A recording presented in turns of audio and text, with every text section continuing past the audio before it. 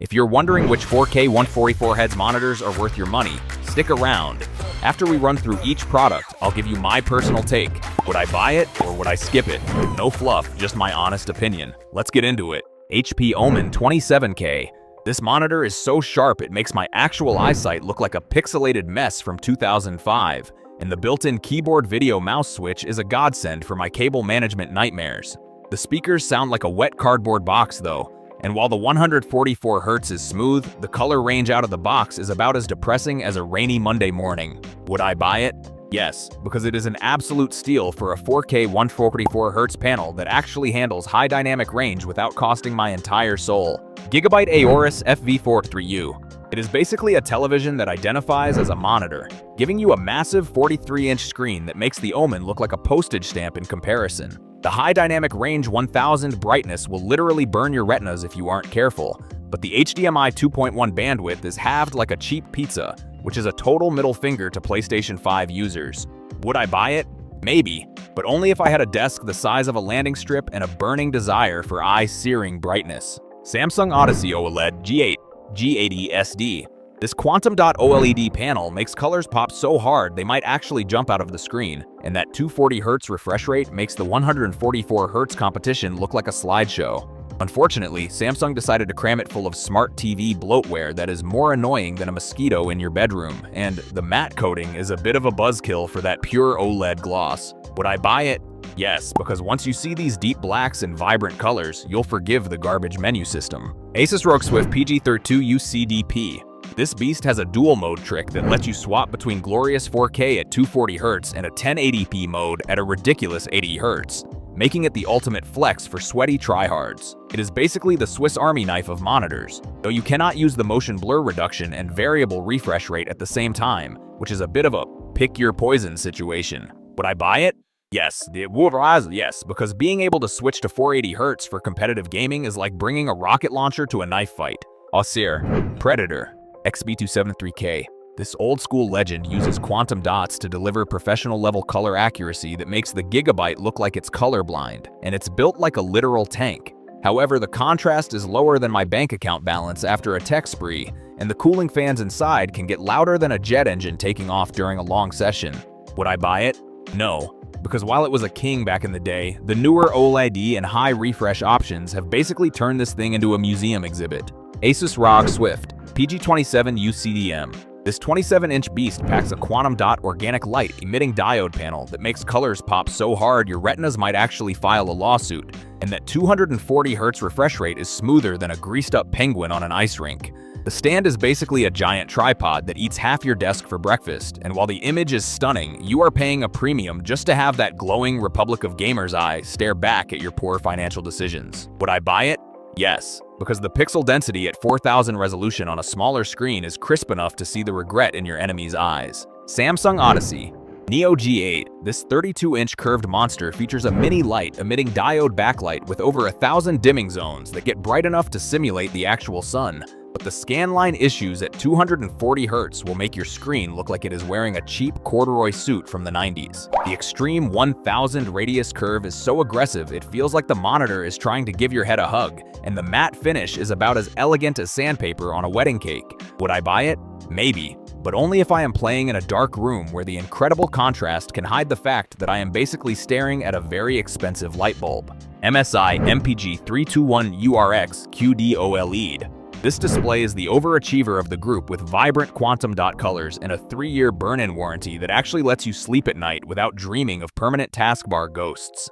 It is way more affordable than the Asus version while delivering the same beautiful 4000 resolution at 240 Hz. Though the power consumption is so high, you might need a personal nuclear reactor just to run a white spreadsheet.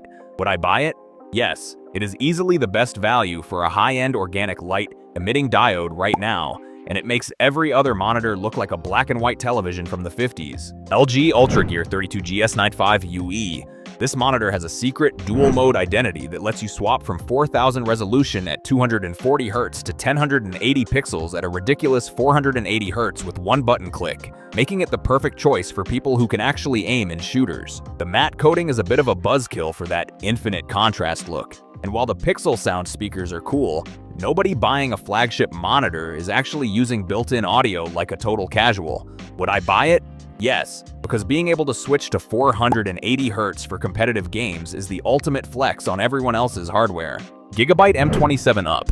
This is the budget pick that still manages a respectable 160 Hz at 4000 resolution, and it even has a tactical switch to jump into a 320 Hz mode if you are feeling extra sweaty. It is an in-plane switching panel, so the blacks look more like a dark gray charcoal mess compared to the organic light emitting diode gods, and the high dynamic range performance is basically just a sticker on the box that does absolutely nothing for your eyeballs. Would I buy it? No. Because once you have seen the infinite blacks of the other monitors on this list, going back to this glowy gray mess feels like a massive step backward in life. Gigabyte Aorus F032 U2P. This absolute unit is like the sports car of monitors because it packs 240 Hz and a DisplayPort 2.1 that is faster than my internet connection when I am trying to download a 100 GB update. The quantum dot organic light emitting diode colors are so vibrant they make real life look like a gray filter, though the price tag is basically a down payment on a house and the fan might start screaming at you during intense matches. Would I buy it? Yes. Yes, because having future-proof technology and uncompressed 4K is worth the financial ruin. Asus ROG Strix XG32 UCWMG.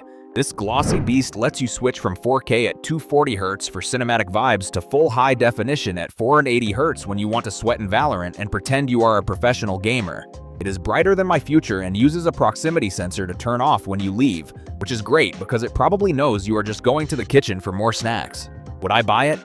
Maybe, but only if I can convince my bank that 480 Hz is a medical necessity for my reaction times. Sony InZone M9-2. This monitor thinks it is a PlayStation 5 accessory with its fancy white aesthetics, but it actually brings 160 Hz and full array local dimming to the party for some decent contrast. It is smaller than the others at 27 inches, so it is perfect if you have a desk the size of a pizza box, even if the 96 dimming zones feel a bit old school compared to organic light emitting diode.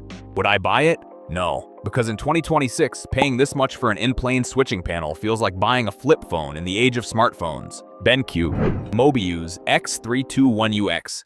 This mini light emitting diode monster hits a ridiculous 1000 nits of brightness, which is perfect if you want to be blinded by a flashbang in Call of Duty literally.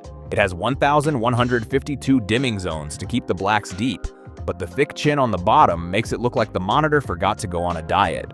Would I buy it? Maybe, especially if you are terrified of organic light emitting diode burn-in and want a screen that can double as a space heater. Dell Alienware AW3225QF.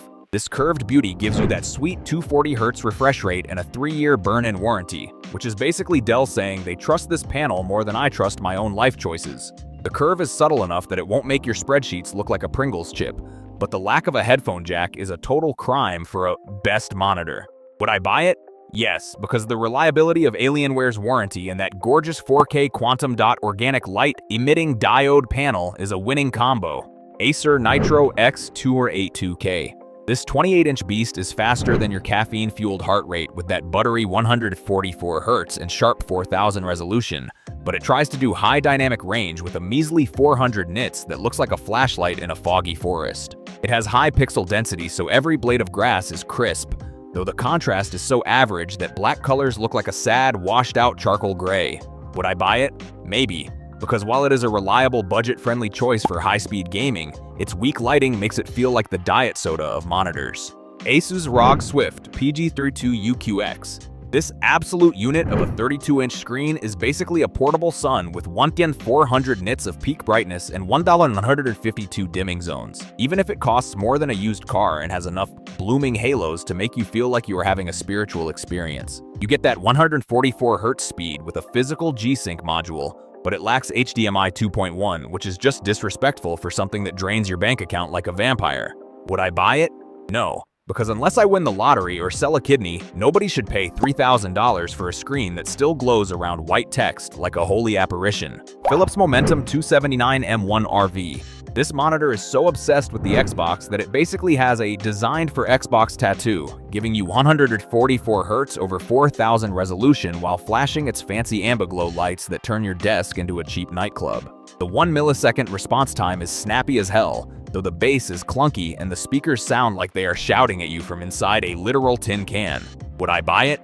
Yes, it is the best 27-inch wingman for console and PC gaming combined, especially since it does not require a mortgage to enjoy that crisp image quality. Thanks for watching. I hope this video helped you pick the 4K 144 Hz monitors for you.